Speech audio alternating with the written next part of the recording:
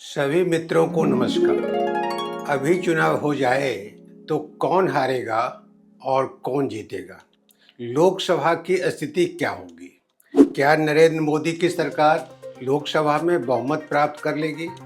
क्या कांग्रेस को बहुमत मिल जाएगा या क्या क्षेत्रीय पार्टियों का कोई तीसरा मोर्चा होगा जो लोकसभा में बहुमत हासिल कर सकता है? इसके अलावे क्या यह संभावना भी है कि क्षेत्रीय पार्टियों के साथ गठबंधन कर बड़ी पार्टी सरकार बना लेगी? क्या यह भी हो सकता है कि कॉकरोच जनता पार्टी राजनीतिक पार्टी हो जाए और चुनाव में उतरकर नया खेल खेल दे? राजनीति में सटीक आकलन करना काफ़ी मुश्किल होता है, लेकिन परिस्थिति जन्य कुछ घटनाएं होती हैं जिसके आधार पर आप अपनी राय दे सकते हैं। ये घटनाएं आज क्या हैं?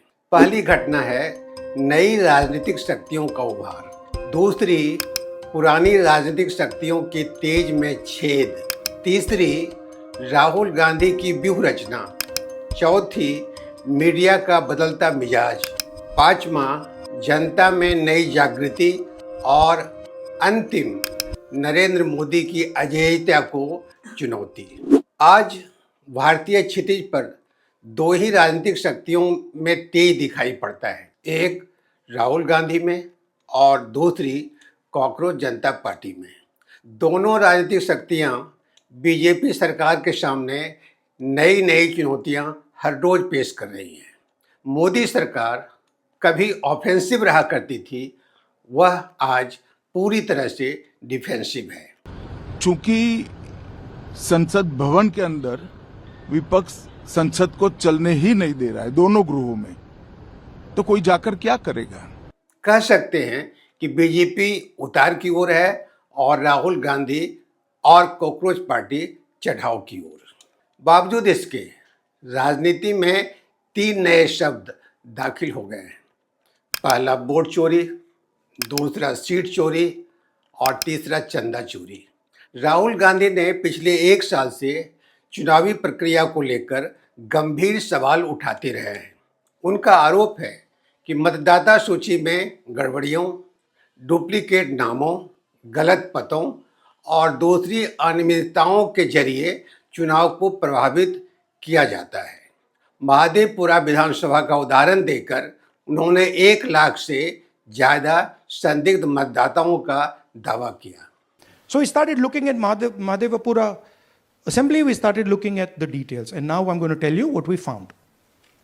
We found that 1,250,000 votes were stolen. इसे उन्होंने वोट चोरी का नाम दिया। कांग्रेस ने इस मुद्दे को लगातार राजनीतिक अभियान बनाया है। वोट चोर!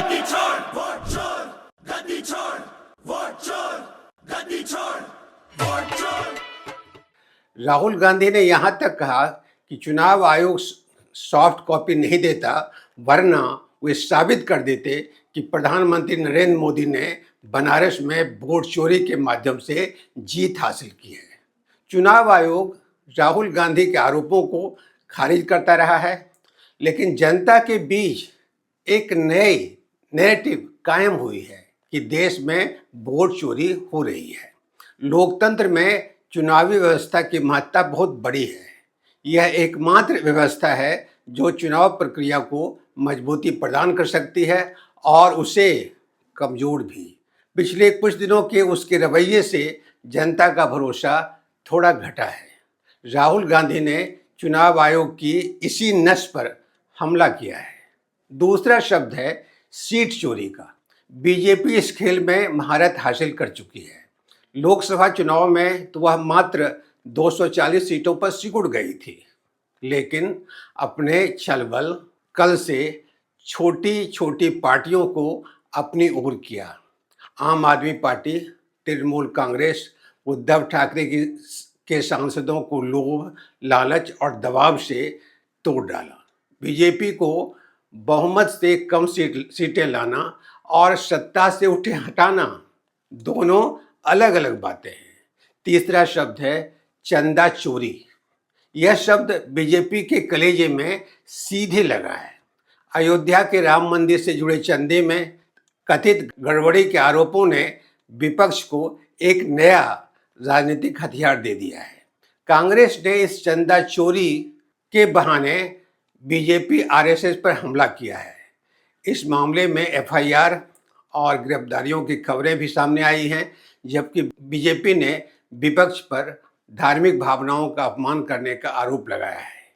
यहाँ भी दो अलग बातें हैं, आरोप और उसका कानूनी निष्कर्ष।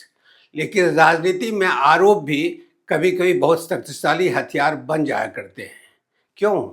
क्योंकि राजनीति सिर्फ अदालत में नहीं लड़ी जाती, राजनीति जनता की स्मृति में भी लड़ी जाती है। और अब विपक्ष चंदा चोरी के माध्यम से एक नया नैरेटिव बनाने की कोशिश कर रहा है। राहुल गांधी भी एक नई व्यूह रचना कर रहे हैं। वे नरेंद्र मोदी की आलोचना नहीं कर रहे हैं, बल्कि वे युवाओं से सीधे संवाद कर रहे हैं, उनसे हाथ मिलाकर अपनापन जाहिर कर रहे हैं और पेपर लीक, शिक्षा और रोजगार पर अपना विचार व्यक्त कर रहे हैं। युवाओं से कह रहे हैं कि आपके भविष्य की चोरी हो रही है। मतदाताओं से कह रहे हैं कि आपके वोट की चोरी हो रही है। वे राजनीति में पैसे की भूमिका पर बात करते हैं और पूछते हैं कि कहाँ से आ रहा है इतना पैसा। वे जनता की चेतना में नई नैरेटिव बिठाने की कोशिश कर रहे हैं। लेकिन क्या इससे मोदी हार जाएंगे? सड़क की आवाज़ के आधार पर ही सिर्फ आकलन नहीं होता। आखिर आंकड़े क्या कहते हैं? जनवरी 26 में इंडिया टुडे सी वोटर ने मूड ऑफ द नेशन के अंतर्गत आंकड़े जुटाए तो प्रधानमंत्री मोदी राहुल गांधी से काफ़ी आगे थे। उसने बीजेपी को 287 और एनडीए को 352 सीटें दी। तब फिर सड़कों पर बेचैनी का क्या मतलब है? क्या यह आगामी चुनाव को बदल देगा? मोदी जी की असली ताकत आज भी कायम है। उसके पास सत्ता है, संगठन है और राज्यों का नेटवर्क है।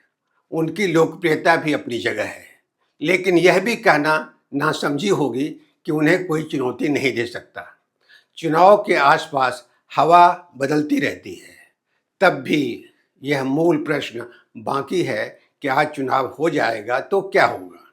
मेरा उत्तर साफ है कि अगर मोदी जी की राजनीतिक जमीन खिसक गई तो राहुल गांधी जीतेंगे, और अगर जमीन नहीं बदली तो तमाम शोर के बाद भी मोदी कायम रह जाएंगे। जमीन कायम रखने के लिए बीजेपी अध्यक्ष नितिन नवीन के नेतृत्व में नई टीम भी बनी है। अपने आईटी सेल को भी पूरी तरह से बदल दिया है। उन्होंने युवाओं से संवाद के लिए अपने कार्यक्रम की घोषणा भी की है। आगे यह देखना दिलचस्प होगा कि बीजेपी अपनी खिसकती जमीन को कितना बचा पाती है। क्या वह राजनीति के केंद्र में आ रहे राहुल गांधी को रोक पाएगी या नहीं? आज मित्रों इतना ही। आप मेरे चैनल को सब्सक्राइब करें और वीडियो को शेयर करें। आपका बहुत बहुत धन्यवाद।